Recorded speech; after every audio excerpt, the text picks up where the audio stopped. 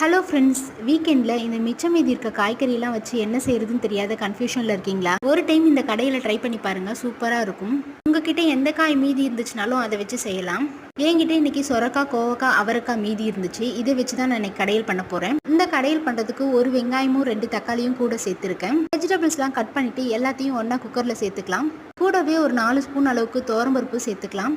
கூடவே தேவையான அளவுக்கு மஞ்சள் தூள், மிளகாய் தூள், உப்பு எல்லாத்தையும் ஒன்றா சேர்த்துக்கலாம். கூடவே ஒரு ஸ்பூன் அளவுக்கு ஆயில் சேர்த்துட்டு காய் வேகிற அளவுக்கு தண்ணியும் சேர்த்துக்கலாம். அவ்வளோதான், எல்லாத்தையும் ஒன்றா சேர்த்து ப்ரெஷர் குக் பண்ணி எடுத்துட்டா கடையில் ரெடி ஆகிடும்.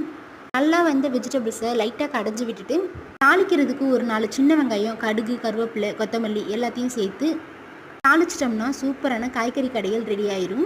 வெஜிடபிள்ஸே சாப்பிடாத குழந்தைங்களுக்கு, ஹெல்த்தியாக சாப்பிடணும்னு நினைக்கிறவங்களுக்கு, டயட்டில் இருக்கணும்னு நினைக்கிறவங்களுக்கு எல்லாருக்குமே சூப்பரான சைட் டிஷ் தான் இந்த காய்கறி கடையல்.